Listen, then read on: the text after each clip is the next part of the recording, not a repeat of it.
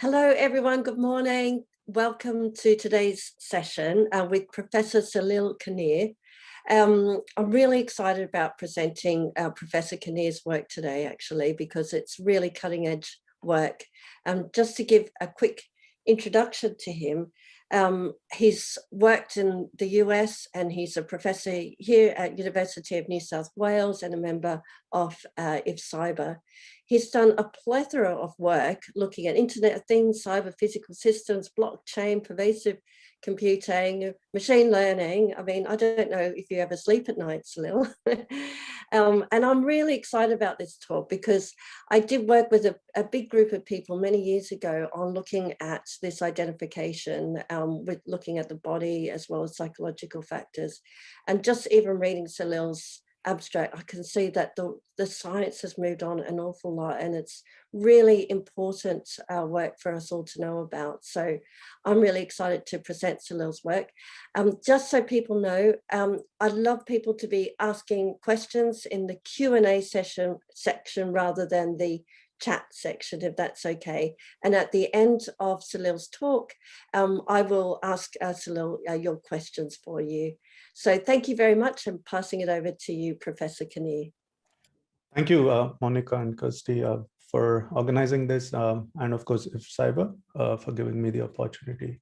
So this work was largely led by two of my PhD students who have since graduated. So the first piece of work was led by Saeed. He's just started at Deakin, actually, a couple of weeks ago. The second piece I'll present was led by Jin, who's currently at Shenzhen.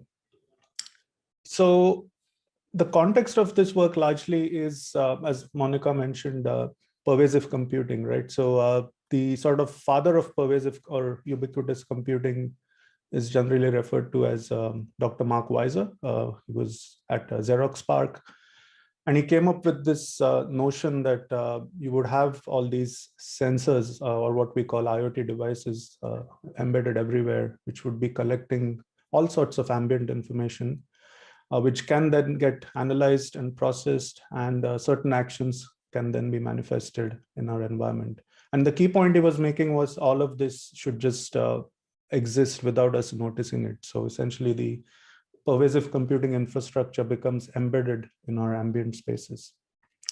And to some extent, this is starting to happen now. I'm sure some of you are currently in a space where there are some IoT sensors around you. So be it a smart home or be it a smart office, be it even shopping. So Amazon Go, for example, is a very good example of this. Beyond that, we also have a lot of elderly individuals living by themselves in their homes, and they are assisted by all sorts of IoT devices, monitoring their behavior, essentially trying to estimate if they're having some health problems.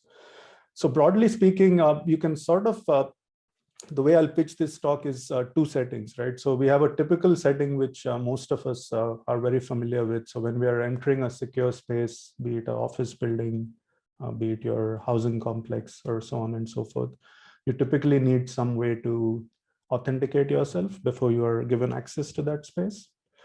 And the second sort of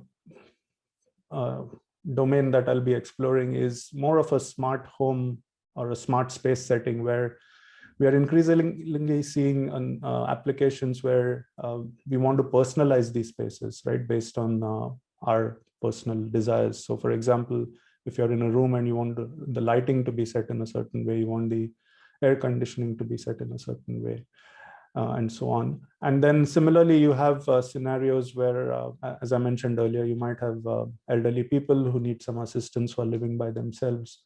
And you need the space to sort of recognize who the person is in order to make adjustments that are better suited to their needs. So that's how sort of I'll be pitching this work.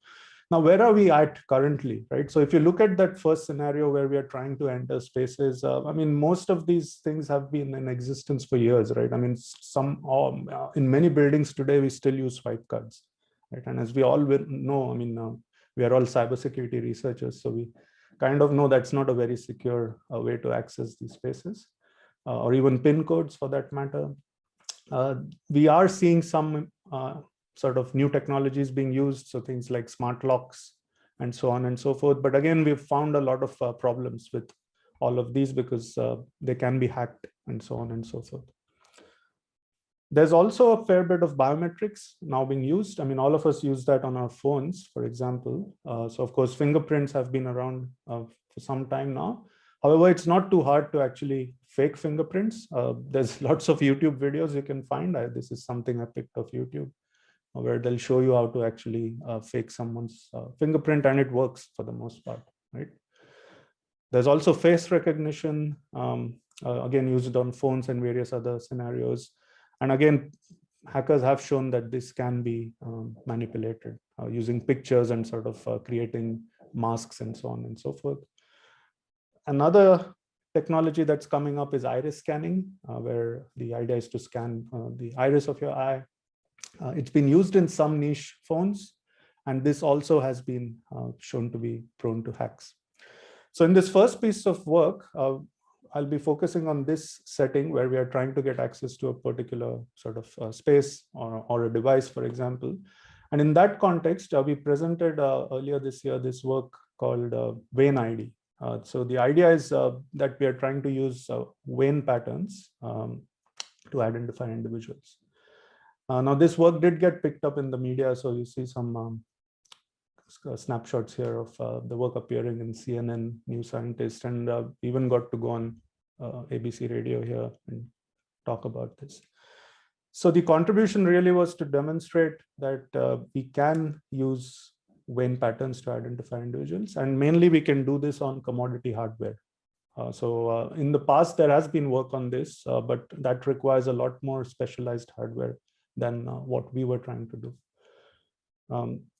And we actually demonstrated all this through a proof of concept. So these are some pictures of some past work that have been done in this space. So here on the left, you see one of the first works in this space.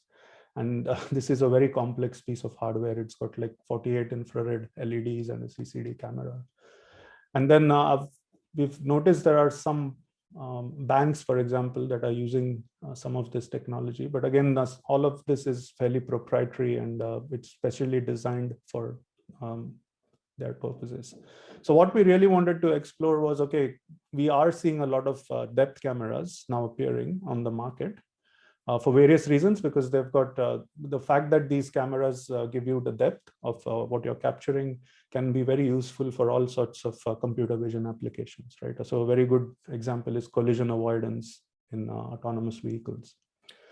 So our idea was to try to use these off-the-shelf cameras to see if we could actually get this to work. So what we actually used in our experiment is what's shown there, or maybe you can see this here. So this is this Intel RealSense camera. And of course, there are other examples of this. Some of the Samsung phones have depth sensors. Some of the webcams also come with depth sensors, and so on and so forth. So the setup that we envisioned was what's depicted here, right? So you might have a depth capturing depth camera type device. We illustrate that as a phone, but it could be any small embedded device. And we ask the user to essentially place their hand on a certain surface at a roughly fixed distance from the camera and make a fist. And the reason we ask people to make a fist is because if you make a fist right now and look at your hand, you'll see that your veins kind of pop out. And the second reason being, by making a fist, the portion that we're trying to capture, the vein pattern, actually pops up compared to the rest of the surface. So we can actually use that depth information to focus on the veins and then extract them. So this is the pipeline that we use. We capture two images, a depth image and an IR image. And I'll walk you actually through some of these steps. I won't spend too much time on this. There's one bit that I'll not focus on in this talk, just for the sake of time. There's this intruder detection module, which we've also designed. And the reason we need this is because if you look at most sort of identification or classification algorithms, right, they'll try to classify an individual to one of the sort of enrolled samples, essentially the closest resembling individual. And we don't want that to happen, right? We want an individual who's not enrolled in the system to be detected as an intruder. So for that, we had to design a secondary classifier to be able to detect the intruder. So I'll skip that bit in this talk. So here you see two images. This one is the infrared image, essentially, that's captured by the infrared sensor. And this is the depth information that we obtain, right? And both are captured at exactly the same time. So as you already can see in the infrared image, you can kind of very clearly see the vein patterns already emerging.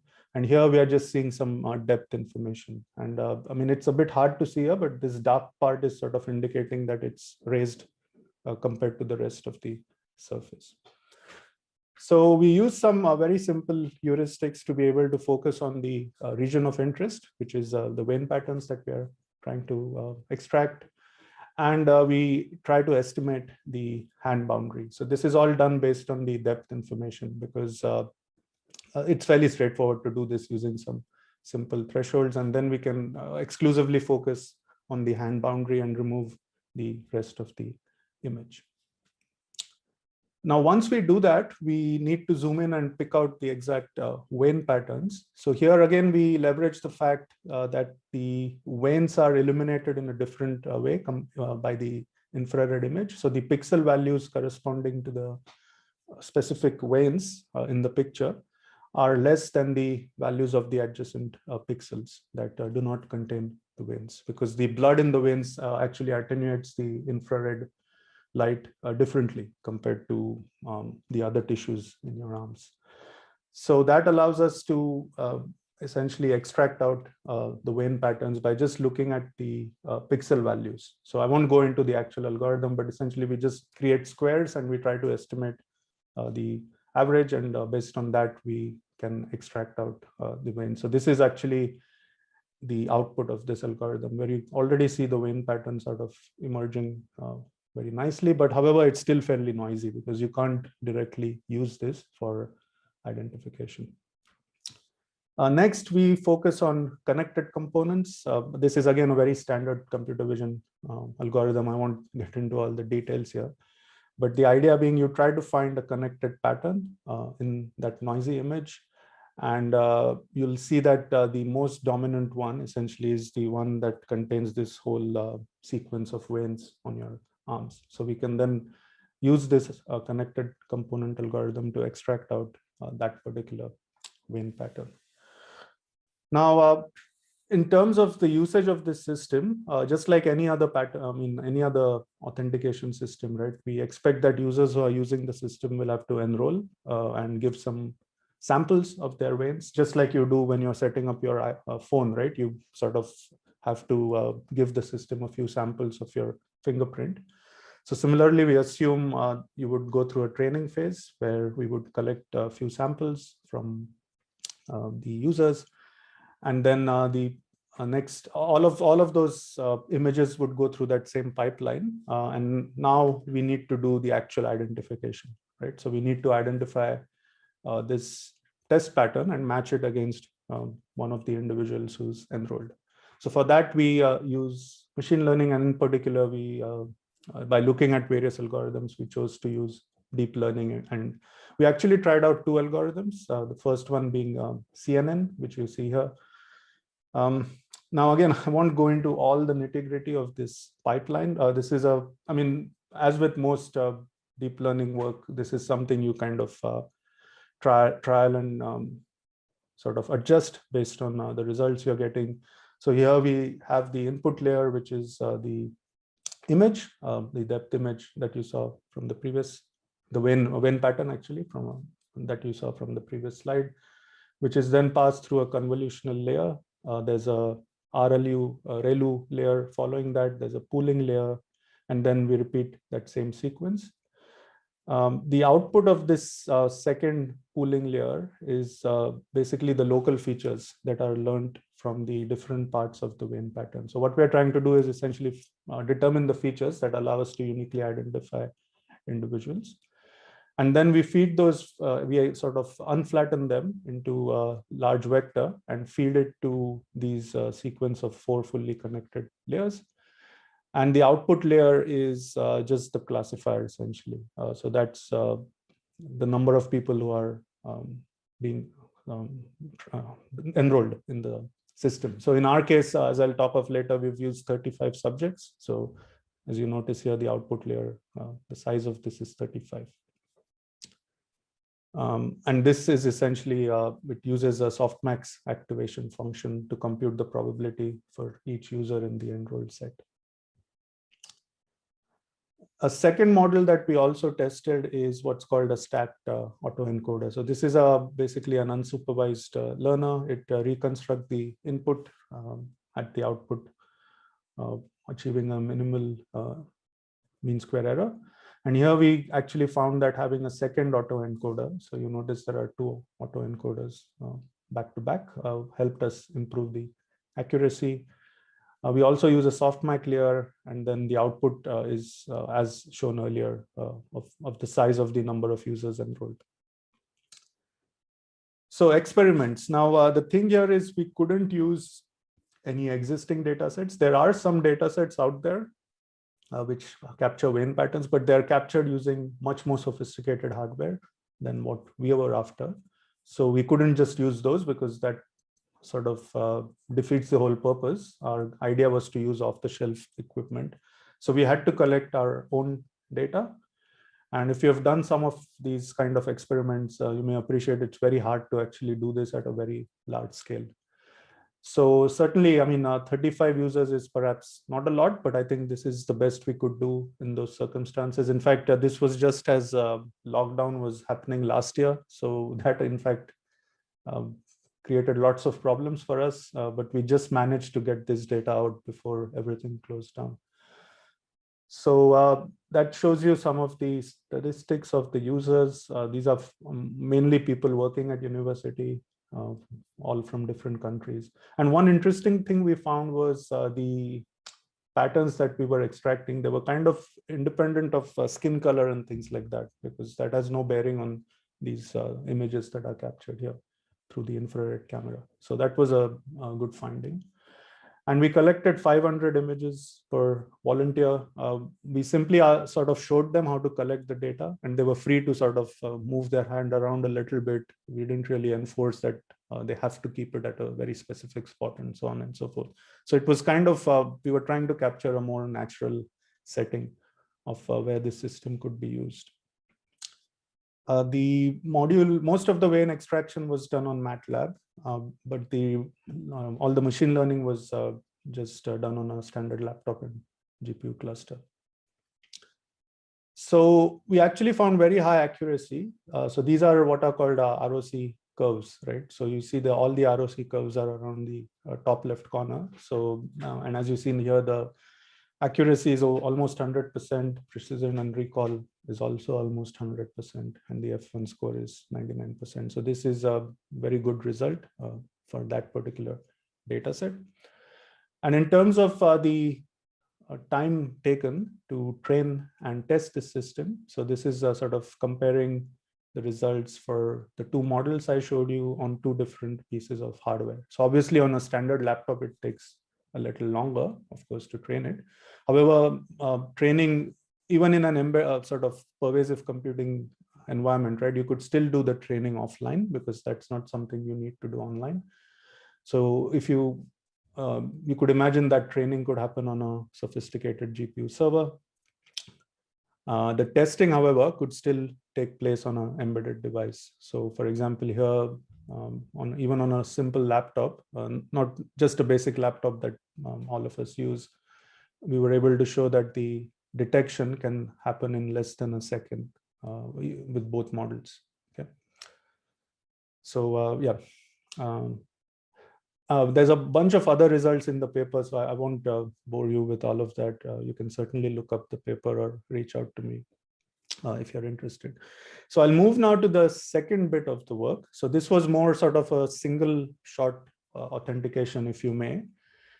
This second piece of work is looking at a more sort of pervasive setting where you have people sort of in a smart space and you're trying to detect these people as they may be moving around, coming in, and so on and so forth.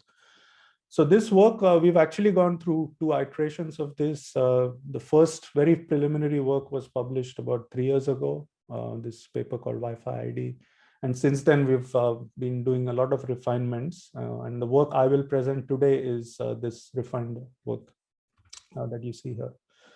So 3 years ago, this was actually picked up by Dr. Karl. And in fact, that's Jin, my student. We got to go and meet Dr. Karl and do a short segment with him. So that was really interesting. So the key contributions of this work were that we were able to show that human gait imprints a very unique pattern on Wi-Fi signals. And in fact, we were able to even detect the direction of walking in that particular setting that I'll show you. And we were able to demonstrate all of this actually works on off-the-shelf hardware and get reasonable accuracy in a small group setting. So here you'll see the accuracy numbers are a little lower. And this is largely because of the problems of dealing with the Wi-Fi setting. So why Wi-Fi? Well, because if you think about it, Wi-Fi is everywhere, right?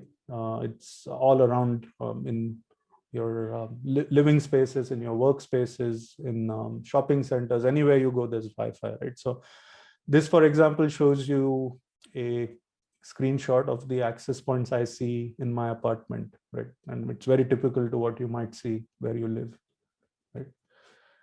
Now, the thing here is the human body is actually an interferer. It's an interfering source to radio frequency signals because we are all made up of water. So it acts both as a reflector and absorber of RF energy. So we are causing a lot of disturbance to the Wi-Fi signals around us. Now, the good thing though is that if you sort of, whenever you create certain actions, right, you're creating an interference in the Wi-Fi spectrum. And the good thing there is if you create that same action again and again, you actually see a repeatable pattern that emerges in the interference that you create. And there's been a lot of work in this space, not just our group, there's groups all around the world who are working on this. So these are some examples of certain motions you might be doing, right? And the patterns that those create essentially in the Wi-Fi spectrum. Now, in order to do some of this work, you need to sort of go and pull out what's called the fine-grained channel state information that's actually used by the Wi-Fi protocols to improve transmission. So if you look at the current Wi-Fi standards, when you're transmitting on a particular channel, that channel is broken down into multiple subcarriers. So there's this physical layer technology called OFDM, orthogonal frequency division multiplexing, which splits up the channel into these subcarriers. And that allows the Wi-Fi communication to be more resilient to interference and also achieve higher throughput.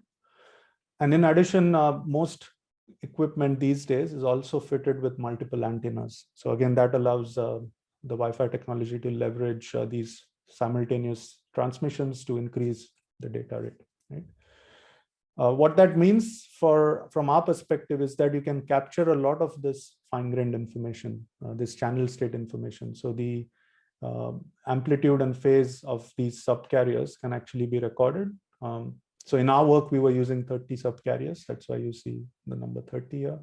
And you can do that for multiple combinations of receiver and transmitter antennas. Okay. And the fluctuations that you see in this CSI is actually representing of various things that are happening in the ambient space. So this could be reflections, interference, whatever, anything that's untoward gets captured in the CSI. And the logic being that the actions the individuals are performing are also creating these interferences, which then get recorded in the CSI. So the typical use case for this work is as shown here. We assume that you might have installed these Wi-Fi sensors, particularly in doorways, say in an apartment. Perhaps it's being used to monitor an elderly individual and so on and so forth. The logic being that whenever they would walk through these virtual gates, if you may, we may be able to detect who that person is and in which direction they were walking. So why does this work? Well, the intuition here is, again, if you have a virtual gate like this, and if you're walking through it, right? So whenever you walk through it, you create a certain pattern. And since your gate is kind of very characteristic, so if you have two people walking through this, when person A walks through it, it would create a particular pattern. When person B walks through that virtual gate, person B would create a different pattern. So that's the intuition, that each of us has a slightly different gate, and that can get manifested in different and cause different interference in the Wi-Fi signals. And we can then use those patterns to train a machine learning algorithm to be able to identify these individuals. So in order to do that, of course, there's a lot of signal processing involved. So this is actually the pipeline that we use. And again, as with any of this work, we assume we can train the system, right? So we collect some training data for the individuals, and then we build the model, test it using actual testing data. So this is the pipeline. I won't go into all the nitty-gritty here. There's a bit of, as I said, signal processing involved.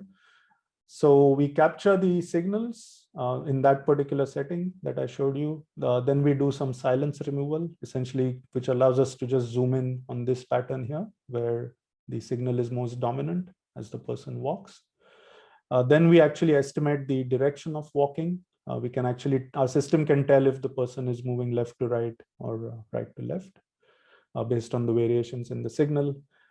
Then we do some feature extraction, because this information that we are capturing is humongous. So we can't just feed all of that to a machine learner, that it would just be too much. So we need to extract out certain features that are most representative of the gate. And then we run it through a deep learning, attention-based deep learning model. Right? So I'll kind of just touch very briefly on some of this, leaving out a lot of the nitty-gritty. So one thing we found was the direction in which you mount the antennas actually impacts the signals. So we found that if you mounted the antennas in a horizontal direction, now of course this is a sort of expanded view. If you look at a Wi-Fi router, there's you can imagine those antennas that you see, right? So that's what we refer to here. So we found that in this particular setting, as you notice here, this is a person walking forward and a person walking backward. So you see the signals are actually an exact flip, right? So this part here matches this. So it's like a mirror image, essentially, that creates. So this actually helps us very easily figure out the direction of walking. So here we use something called principal component analysis, which allows us to reduce the amount of data that we try to process. And then we use the short-term energy over successive frames, and basically use least square optimization to estimate the direction. So very simply put, we look at the slope. And if the slope is increasing, it means the person is walking left to right. If the slope is decreasing, it means the person is walking right to left. Then we focus on trying to find out what features are most representative of the individual, of the gate, essentially, as they're walking through. So here this is showing you some spectrogram, essentially converting the signals to the frequency domain. And we've found that in a particular band, this particular band was most discriminating amongst the individuals. So we look at some very basic spatiotemporal features. And these are the 10 specific features that we've actually used. Next, we use deep learning, and in particular, we use an attention model. So this first calculates the importance of the feature weights of the different type of features that I showed you, and then exploits this feature projection network to focus on effective features that help us discriminate amongst the individuals. And this is also independent of the walking direction. And then we feed it through a combination of ResNets and RNN to extract the spatiotemporal patterns in the CSI. So again, I'll leave out all the nitty-gritty here. We can discuss this offline, or I can point you to the paper.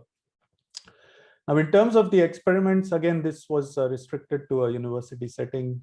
So this is showing you some pictures, for example, how we collected the data. So we just used, again, standard off-the-shelf devices, a router, a simple laptop to do the measurements, and just university students to test this system. So here are some details that you see there. The first thing we, of course, check is the walking direction estimation, which was fairly high, 92%. And then we test how good is the accuracy of the system. So this down here is showing you the accuracy of the system as a function of this group size. So essentially, you're trying to identify one individual out of a group of n, and n was varied from, say, 6 to 20. So as the size of the group increased, the accuracy did drop. So this is something that we are still need to work on, but it's still promising. I mean, if you look at 20 group setting, we are still able to get close to 80% accuracy. We do notice so this is the confusion matrix. So we do notice there are certain individuals in particular that are giving us low accuracy, and we kind of, these individuals we noticed are essentially of the same height, very similar structure, and so on and so forth. So apparently and perhaps their walking gait is very similar as well, right? So that led Professor to Kanhere will need to wrap it up. Do you mind doing it? Thank you. Sorry. Perfect. So yeah, so in fact, that's all I have to say. There's a few things I'll just quickly highlight some other work we've been doing.